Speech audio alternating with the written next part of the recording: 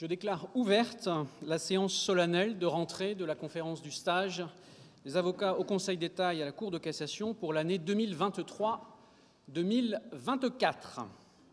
La promotion des secrétaires de la conférence pour 2023-2024 est ainsi composée. Je leur demanderai de se lever à l'appel de leur nom. Monsieur Kevin Grazik, premier secrétaire.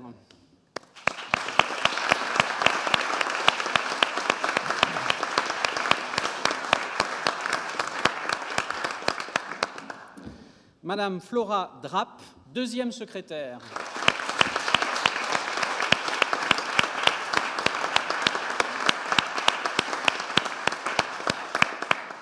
Monsieur Philippe Narcy, troisième secrétaire.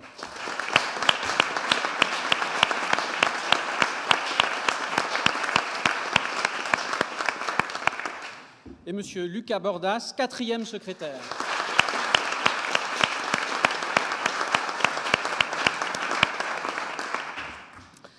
Nous allons maintenant procéder à la remise des prix aux secrétaires de la conférence de la promotion sortante. Chacun des secrétaires sortants va recevoir une médaille de l'ordre ainsi que des bons de livres ou d'abonnements que nous devons cette année à la générosité de la Gazette du Palais. Le prix Jean Labbé a été décerné à Monsieur Benjamin Rottier, premier secrétaire. Il va lui être remis par Monsieur Éric Dupond-Moretti, garde des Sceaux, ministre de la Justice. Il va venir en référence.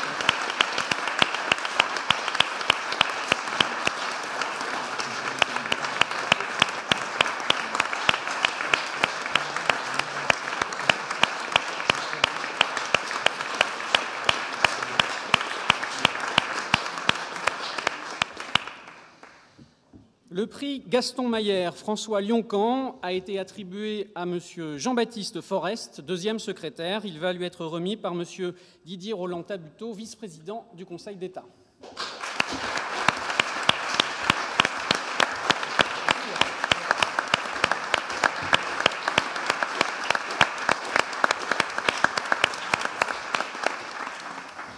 Une médaille va être remise à Madame Dorothée Félier, troisième secrétaire, par Monsieur Christophe Soulard, premier président de la Cour de cassation.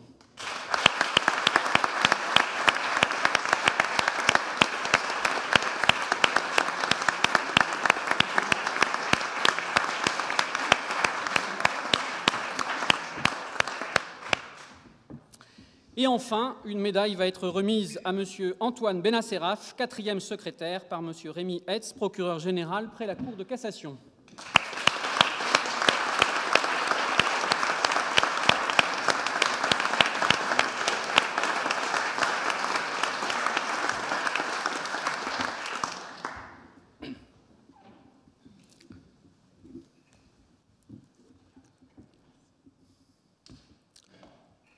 Monsieur le garde des Sceaux, ministre de la Justice, Monsieur le vice-président du Conseil d'État, Monsieur le premier président de la Cour de cassation, Monsieur le premier avocat général, Monsieur le membre du Conseil constitutionnel, Monsieur le président de la Commission des lois de l'Assemblée nationale, Mesdames et Messieurs les présidents, directeurs et conseillers, Mesdames et Messieurs les premiers avocats généraux, Mesdames et Messieurs les hauts magistrats, Monsieur le vice-bâtonnier et Madame la vice-bâtonnière élue du barreau de Paris, Mesdames et Messieurs les représentants des barreaux de cours suprêmes européennes, mes chères consoeurs, mes chers confrères, chers amis de la conférence du stage.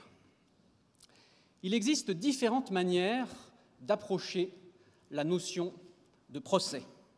La plus séduisante est évidemment littéraire et cinématographique. Songez au procès de Baudelaire et de ses fleurs du mal, à Rabelais et à son juge bridois, Racine et ses plaideurs, La Fontaine et ses procès à l'envi, ou bien encore aux mémoires de Beaumarchais, parus en rafale à la veille de la Révolution française, on s'arrachait ces feuilletons judiciaires.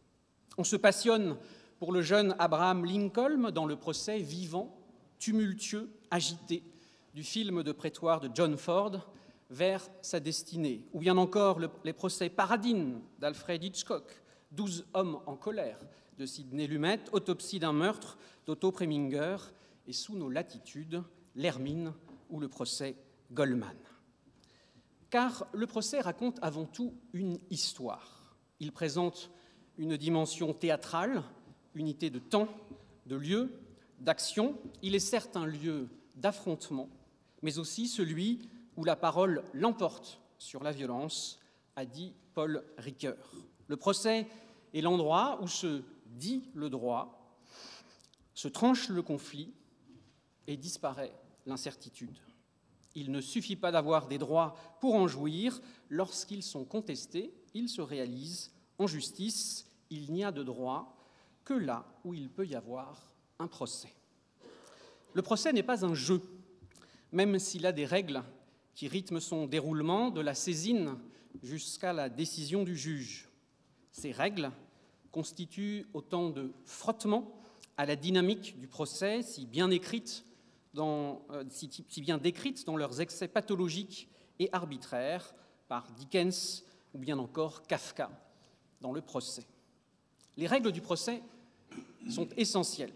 Contradictoire, publicité, impartialité, preuve, formalisme, elles assurent l'égalité entre les justiciables, la qualité des débats et la confiance dans la justice.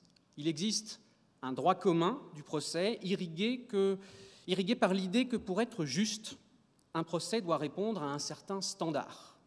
Les 5e et 6e amendements à la Constitution américaine garantissent le « due process of law ». Le droit anglais protège le « fair trial ».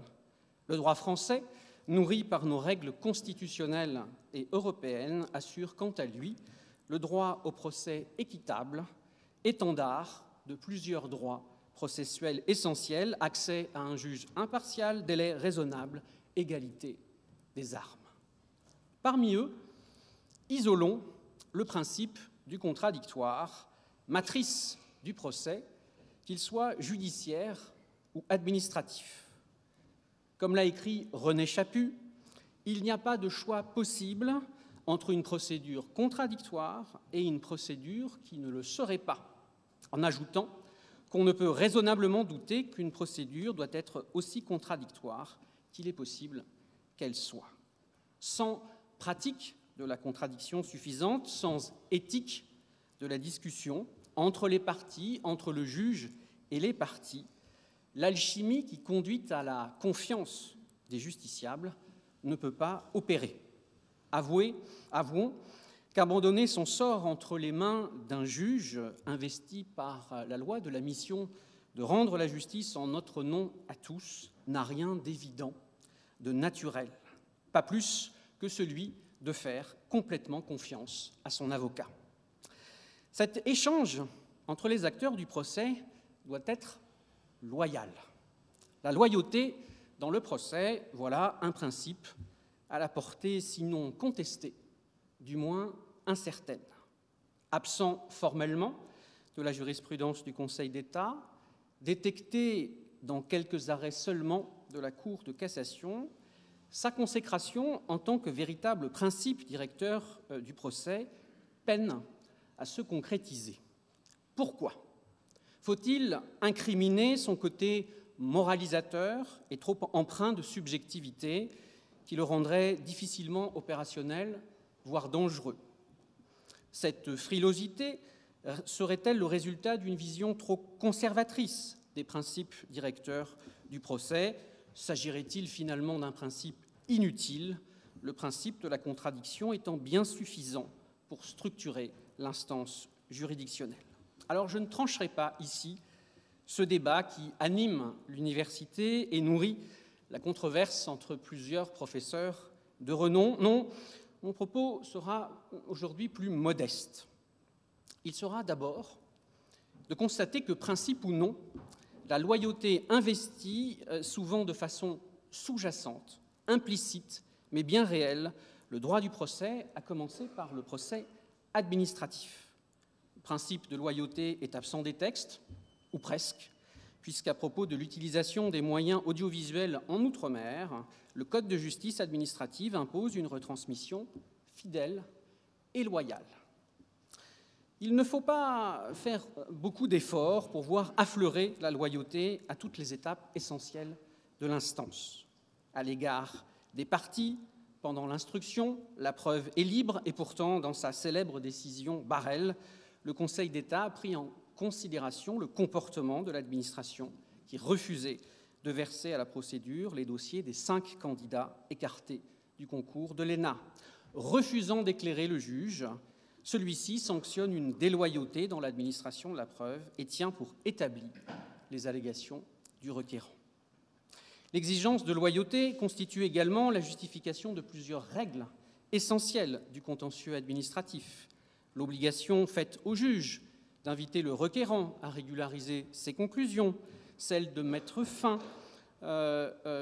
au débat un moyen relevé d'office, une substitution de base légale, une modulation des effets dans le temps, une nouvelle jurisprudence intervenant en cours de délibéré, ou bien encore la communication préalable du sens des conclusions du rapporteur public et la possibilité de répliquer pendant la séance.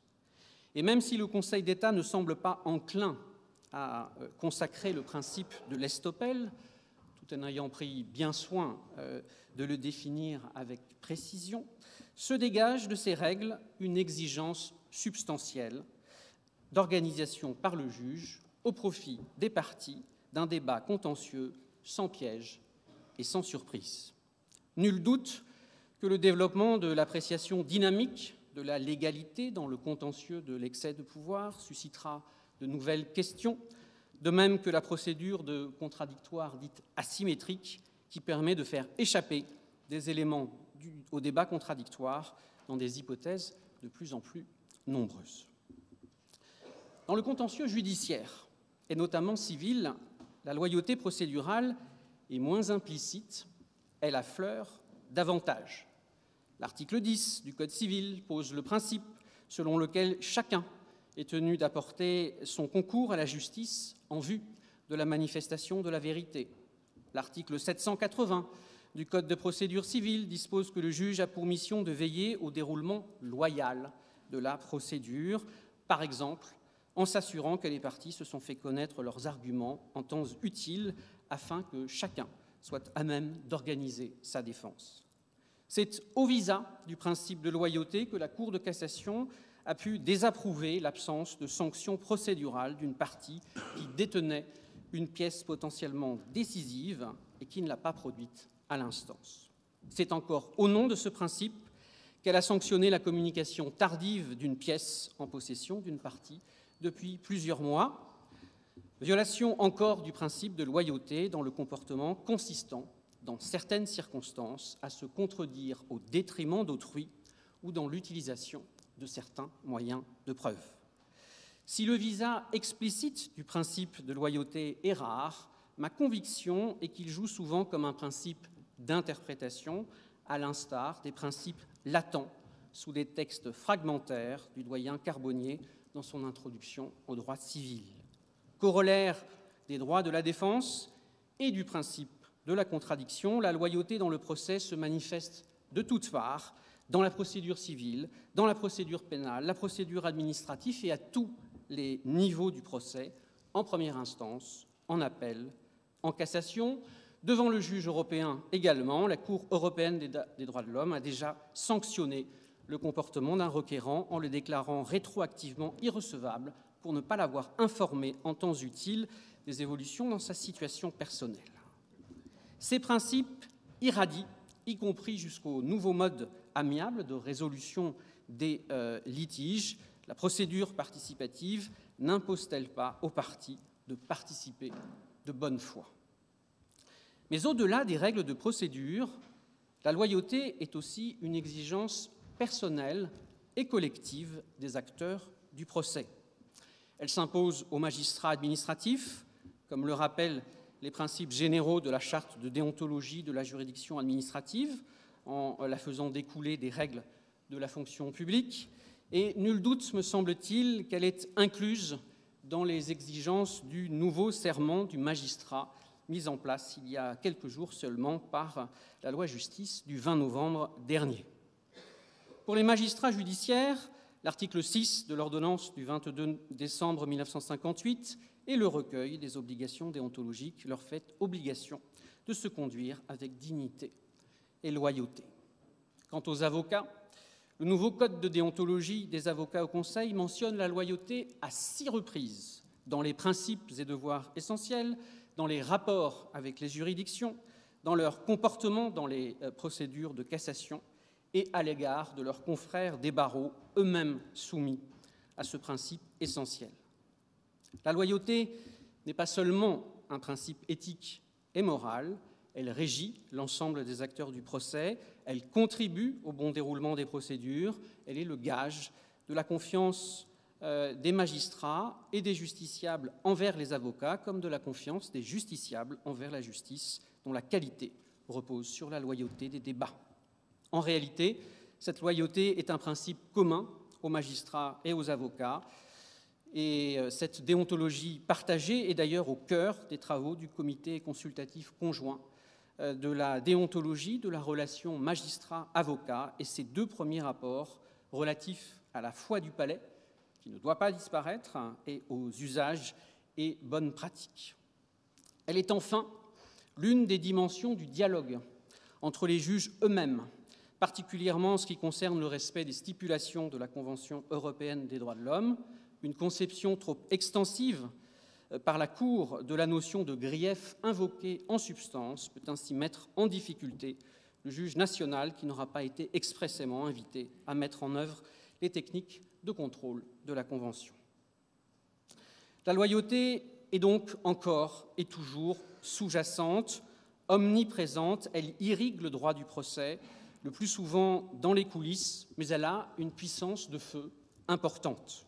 Règle morale avant tout, oui, mais elle n'est pas la seule notion de ce genre qui va produire des effets juridiques. Songez par exemple à la notion de bonne foi. Dans le procès, la déloyauté et le mensonge ont vocation à provoquer un court-circuit qui va décrédibiliser ses acteurs. Il peut ruiner une thèse tout autant que la confiance que doit inspirer un professionnel du droit. Chers lauréats du concours de la conférence du stage, chers élèves de notre institut de formation, chers consoeurs et chers confrères, il ne faut pas se méprendre sur la portée de ce principe. En aucun cas, il ne s'agit de faire des concessions avec votre obligation fondamentale d'assurer la défense des justiciables. Mais vous le ferez d'autant plus efficacement et de façon crédible que vous aurez agi avec loyauté à l'égard du juge et à l'égard de votre adversaire. Il n'y a là rien de surprenant ou de contradictoire. La loyauté n'est pas qu'une vertu, elle est une notion juridique. La racine latine de notre mot du jour est là pour nous le rappeler, legalis et loyal, ce qui est conforme à la loi. Je vous remercie.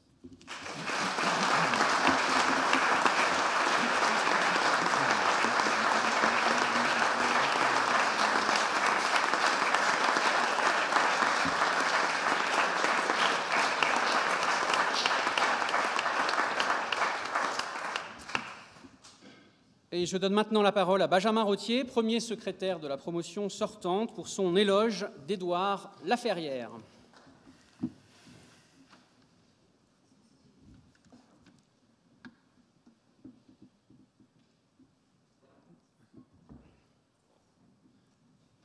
Le premier président de la Cour royale de Rennes avait interdit que les chambres délibérassent à l'heure où Laferrière donnait à la faculté son cours de droit administratif, afin que tous les avocats et les magistrats puissent y assister.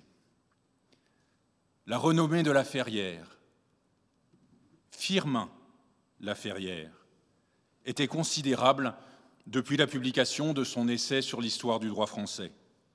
Son fils Édouard dira admirer, vénérer même, ce père qui sera conseiller d'État et qui aura consacré sa vie tout entière à l'étude et au culte du droit. Laferrière, Édouard Laferrière, inscrira sa destinée dans le même sillon.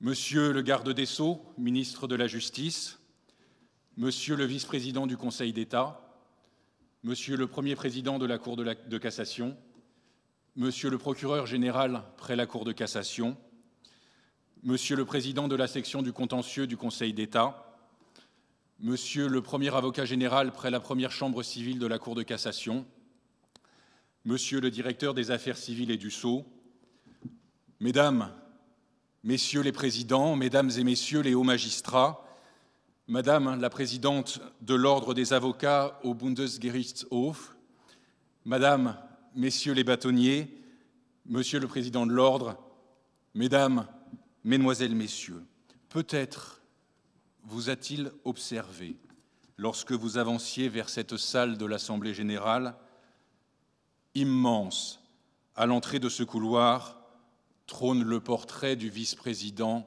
Édouard Laferrière. On lui prête volontiers, au tournant du siècle, l'apparence d'un officier de cavalerie, de taille moyenne, mince, presque toujours vêtu d'une redingote complètement boutonnée, la moustache blonde, les yeux bleus, à la démarche décidée. De sa jeunesse, on ne connaît que quelques jalons. Naissance le 26 août 1841 à Angoulême. Sainte-Barbe, Louis le Grand, faculté de droit de Paris. À 19 ans, il est éprouvé par le décès de son père et met désormais au travail une ardeur qui ne le quittera jamais. Il obtient sa licence de droit en 1864, s'inscrit au barreau et devient le secrétaire d'Ernest Picard. Picard, qui rédigera la déclaration de proclamation de la République qu'on entendra un 4 septembre devant la place de l'Hôtel de Ville, Picard, qui entraîne Laferrière à fréquenter plus assidûment les cercles politiques que les prétoires. Le talent d'orateur d'Édouard Laferrière commence à poindre. Un jour, Gambetta l'entend débattre avec Alexandre Ribot et s'exclame « À la bonne heure ! Voilà des hommes !» Ribot sera élu premier secrétaire de la Conférence des avocats de Paris pour l'année 1865-1866, Laferrière, deuxième secrétaire. Édouard Laferrière consacre son discours de rentrée solennelle aux rivalités des parlements avec les intendants et le Conseil du roi.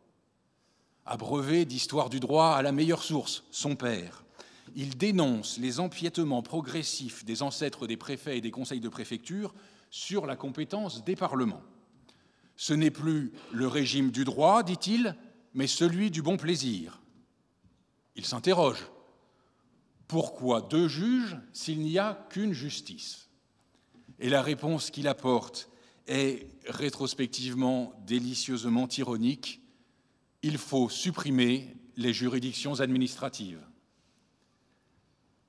Laferrière raconte ce qu'ont été ses premières années d'avocat.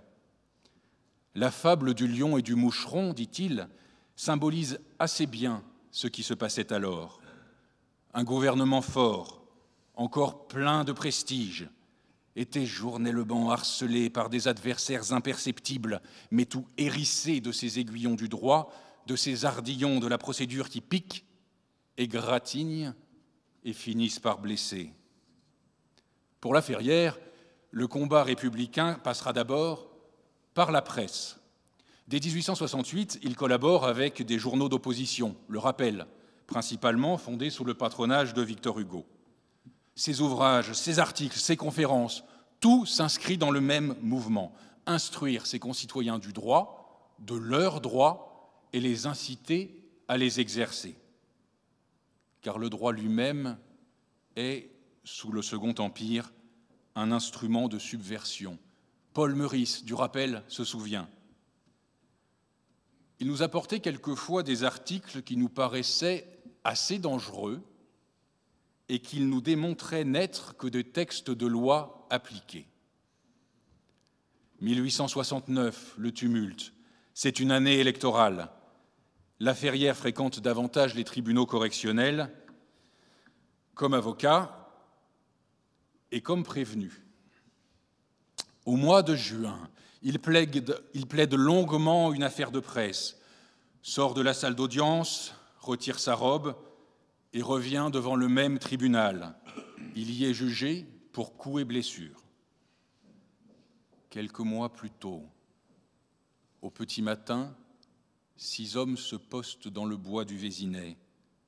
La Ferrière est là. Il se saisit d'une épée, il a reçu un soufflet et se bat en duel, au premier sang versé. Les 2 témoins de la Ferrière, vous les connaissez. L'un sera ministre, l'autre vice-président du Conseil d'État. Ce sont ses amis Jules Ferry et Georges Coulon. La Ferrière blesse son adversaire au poignet, il est condamné à 200 francs d'amende. Mais ce sont surtout les articles dénonçant les abus du préfet de police Pietri qui vaudront à la Ferrière des poursuites correctionnelles. Il est condamné pour outrage, condamné pour diffusion de fausses nouvelles à 1 mois d'emprisonnement. En juin, l'affaire est plus sérieuse. Le siège du rappel est perquisitionné et la Ferrière y est arrêtée pour complot contre la sûreté de l'État. Il raconte lui-même l'épisode avec une gourmandise attristée. Il allume un cigare, le commissaire ne trouve rien et veut pourtant le conduire à la prison Mazas. « Monsieur, lui dit la Ferrière, je vous ferai observer que d'après les termes de votre mandat, vous devez m'amener devant un magistrat et non en prison. Vous ne pouvez pas transformer de votre propre autorité un mandat d'amener en un mandat de dépôt. » 20 minutes après, j'étais à Mazas. L'information judiciaire n'avance pas. Alors, la Ferrière fait assigner le préfet de police devant le tribunal civil à raison de cette arrestation qui constitue, selon lui, un acte de légèreté coupable qui engage sa responsabilité conformément à l'article 1382 du Code civil. Les huissiers refusent-ils de délivrer l'acte? La Ferrière publie l'assignation dans la presse. Le voilà condamné pour outrage à 1 mois d'emprisonnement. Lorsqu'enfin il plaide contre le préfet de police devant le tribunal civil, la salle des pas perdus fourmille, la salle d'audience déborde.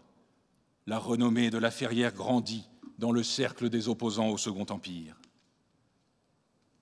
Le procureur général Baudouin dira de lui « Il devenait l'un des avocats nécessaires des procès politiques et les perdait brillamment, ce qui, dit-on, est en pareil cas le vrai succès. »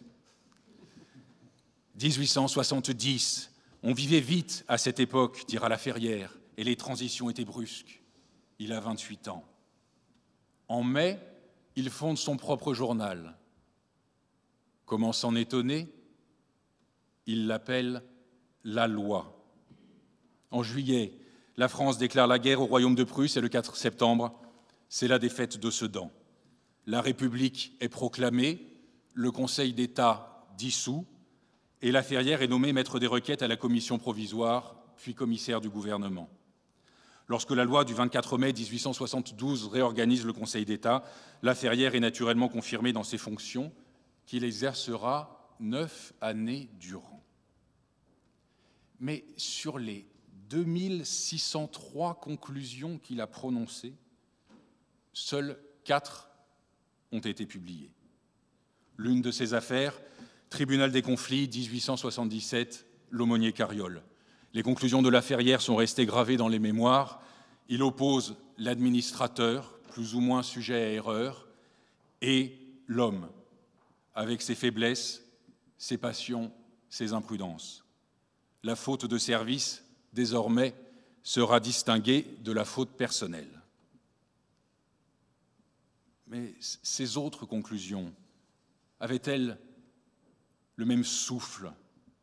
Écoutez ceux qui les ont entendues, écoutez le vice-président Georges Coulon.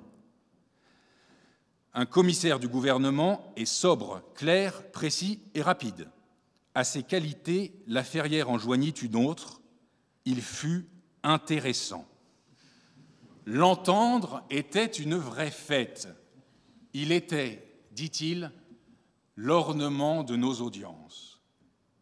C'est que la Ferrière puise notamment dans le droit civil, le droit romain, l'ancien droit, et en propose des applications originales. En juillet 1879, il est nommé conseiller d'État en service ordinaire et, à moins de 38 ans, président de la section du contentieux. Laferrière dira lui-même ce qu'implique la fonction de président de cette section si particulière. Le président n'a pas seulement à s'occuper des dossiers, écrit-il. Il faut aussi qu'il s'occupe des personnes. Il a sous sa direction des rapporteurs appartenant à tous les degrés de la hiérarchie. À l'égard des plus expérimentés, sa direction doit être discrète, mais à l'égard des autres, et surtout de la jeune phalange des auditeurs, cette direction doit être assidue. La fonction de président comporte alors une sorte de préceptorat bienveillant, sévère s'il le faut, mais qui ne peut s'exercer avec fruit et avec justice que s'il s'allie à l'esprit de suite et à une autorité toujours en éveil. C'est encore lorsqu'il occupe ces fonctions que Laferrière, formé au contentieux administratif par Léon Aucoq, devient lui aussi un magistrat professeur. Jules Ferry, redevenu ministre de l'Instruction publique, lui propose d'assurer un cours de doctorat à la faculté de droit de Paris. Et voilà le fils de Firmin qui reproduit l'exploit du père, se presse pour l'écouter, non seulement les étudiants, mais aussi des avocats, des magistrats et même ses collègues du Conseil d'État. Le vice-président Coulon le dira, « Son enseignement fut pour nous une véritable révélation. » C'est sous la République des Républicains qu'Édouard Laferrière est nommé vice-président du Conseil d'État en 1886. Il accomplira une œuvre proprement considérable qui donnera à sa présidence un éclat immense. Laferrière déploie son énergie dans 3 directions. Une œuvre doctrinale, en premier lieu, dans laquelle l'enseignant est indissociable du commissaire du gouvernement, du président de section et du vice-président, le traité de la juridiction administrative et des recours contentieux. Nul n'a pu oublier à quel point il fut ce fondateur du droit administratif moderne. Le droit administratif, auparavant, paraissait être une somme de branches dispersées sans cohérence d'ensemble. Ces jurisprudences, Laferrière a fait bien davantage que les ordonner. Il emmène une analyse transversale, insuffle l'intelligence et les inscrit dans un système. Il érige le tronc, réunit les branches et dessine les rameaux. Le traité élabore ainsi 2 théories générales majeures, celle de la compétence et celle du recours pour excès de pouvoir. Ce qu'il a apporté nous paraît aujourd'hui l'évidence, la distinction de la compétence et des conditions de recevabilité des recours pour excès de pouvoir, c'est Laferrière. La classification quadripartite des contentieux, annulation, pleine juridiction, interprétation, répression, c'est Laferrière. L'arrachement du recours pour excès de pouvoir au recours en cassation, Laferrière encore. La condition d'absence de recours parallèle, toujours Laferrière. Et il ne se contente pas de faire œuvre de synthèse. C'est à lui, c'est à son génie propre que nous devons l'abandon de la théorie du ministre-juge. Avant la parution du traité, l'idée que le ministre est le juge administratif de premier ressort est l'opinion universelle. Mais Laferrière en sape les fondations, met en lumière ses contradictions avec les principes fondamentaux, et la conviction s'effrite. Bougard, 1881, Ville de Cannes, Lefebvre, la justice retenue s'effondre définitivement en 1899 par l'arrêt Cadeau. Combien Gaston Gèze a-t-il eu raison de s'exclamer « Enfin, Laferrière vint !» En deuxième lieu, le vice-président Laferrière s'emploie scrupuleusement à défendre le Conseil d'État lui-même, qu'il décrit comme cette grande et forte institution nationale que toutes nos révolutions ont respectée. Intransigeant sur le respect des attributions consultatives, Laferrière insiste. La mission des sections administratives est des plus étendues et des plus fertiles. C'est réellement en elles et dans l'Assemblée générale que réside le Conseil d'État, considéré comme conseil de gouvernement et comme auxiliaire des chambres.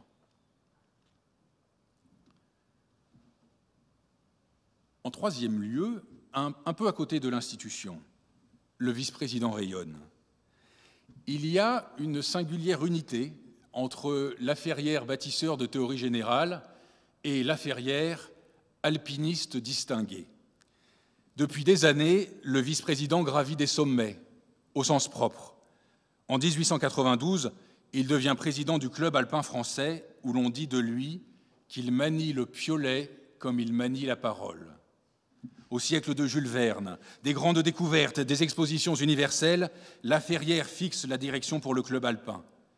La période de conquête des sommets est achevée et l'œuvre principale est désormais, dit-il, de travailler par tous les moyens à rendre plus facile l'accès de nos montagnes. Il en va du droit administratif comme des reliefs escarpés. Il a exploré, défriché, cartographié, ouvert la voie. Désormais, il fait profiter le plus grand nombre des sentiers qu'il a balisés jusqu'au dernier kilomètre. Dans un autre cadre, celui de l'association amicale des secrétaires et anciens secrétaires de la conférence, le vice-président Laferrière livre quelques leçons qu'il a tirées de son expérience. Oui, assure-t-il, pour bien juger, pour bien administrer, pour bien légiférer, et je dirais même pour bien gouverner, il n'est pas inutile d'avoir un peu plaidé. C'est à la barre qu'on apprend le mieux à respecter la libre discussion, à profiter de la contradiction au lieu de s'en irriter ou d'en avoir peur, à développer en soi ce sens critique qui finit par nous donner, pour nos propres erreurs, presque autant de clairvoyance que pour celles d'autrui. J'estime, poursuit Laferrière, qu'on n'est jamais mieux armé dans la vie contre les mauvaises raisons des autres, les faux jugements, les paradoxes, que lorsqu'on a été quelquefois exposé à en commettre un peu soi-même. Édouard Laferrière incarnait alors si intimement, si complètement le Conseil d'État que tout le monde s'attendait à ce qu'il en restât le vice-président encore des années. Mais à l'été 1898, l'Algérie souffre de troubles profonds. Les pillages et les attentats se multiplient. Le gouvernement voit sourdre la menace séparatiste. Le président de la République, Félix Faure, requiert le vice-président du Conseil d'État pour prendre les fonctions de gouverneur général de l'Algérie. La tâche est immense. Il accepte. Par devoir, dira-t-il, en précisant « J'ai quitté le Conseil d'État avec regret, avec tristesse ». Quel est le principal accomplissement de Laferrière en Algérie ? Assurément, la création des délégations financières. Ces assemblées consultatives, dans lesquelles toutes les composantes de la société algérienne sont représentées, sont compétentes en matière de taxes et d'impôts. Prélude à l'autonomie budgétaire, les délégations financières constituent aussi, dans l'esprit de Laferrière, les prémices d'un véritable Parlement algérien. 2 ans après son arrivée, Laferrière a rétabli l'ordre et demande à regagner la métropole. En octobre 1900, le gouvernement de défense républicaine de Waldeck-Rousseau choisit ce républicain fidèle pour exercer les fonctions de procureur général près la Cour de cassation. Dans son discours d'installation, Laferrière évoque les sentiments qui ont guidé sa vie tout entière. L'amour du droit et le dévouement à la République. Et il ajoute, presque nostalgique, « Je salue ce vieux palais qui, à travers les vicissitudes de notre histoire, est resté celui de la loi et du droit. Je le salue aussi avec le respect filial qu'on doit à la maison natale. Les attentes de ces nouveaux collègues sont élevées, elles seront dépassées. Le brasier de l'incandescent commissaire du gouvernement se ravive. En quelques mois, la Ferrière conclut en personne devant les chambres réunies, la chambre civile et la chambre criminelle, dans l'une de ses affaires. Le premier président qui l'a entendu dira qu'il a atteint la perfection absolue. En 1887, l'Opéra Comique avait été ravagé par un incendie et des dizaines de personnes avaient péri. Les enfants d'un couple de victimes agissent devant une juridiction civile en responsabilité contre l'État, en sa qualité de propriétaire de l'immeuble. L'État est condamné, se pourvoit en cassation. Quel ordre de juridiction est-il compétent?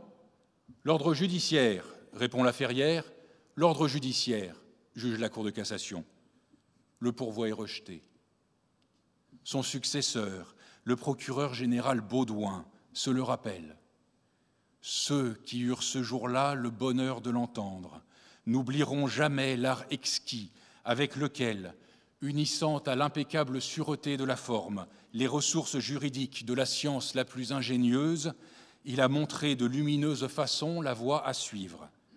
Il vous apportait ainsi le modèle achevé de l'éloquence judiciaire qui sied à la Cour de cassation.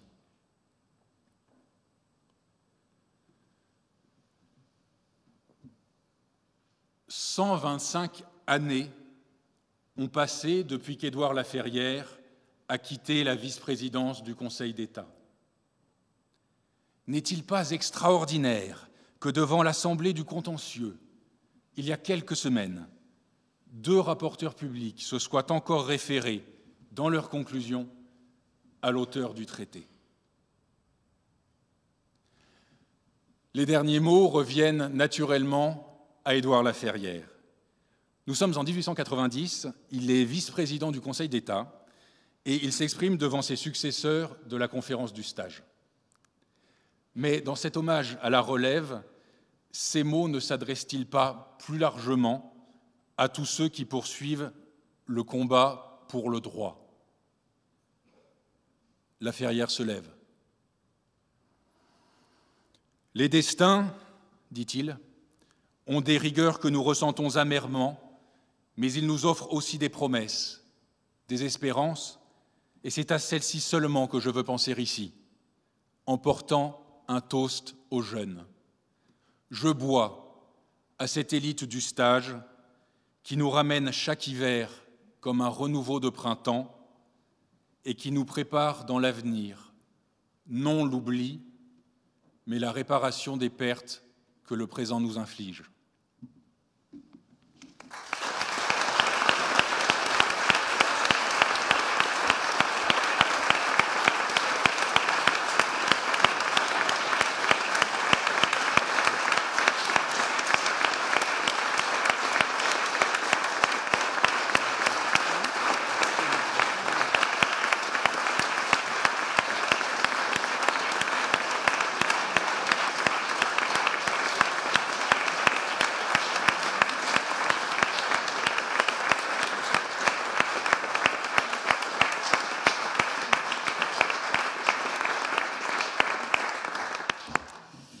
La séance solennelle de rentrée de la conférence est levée.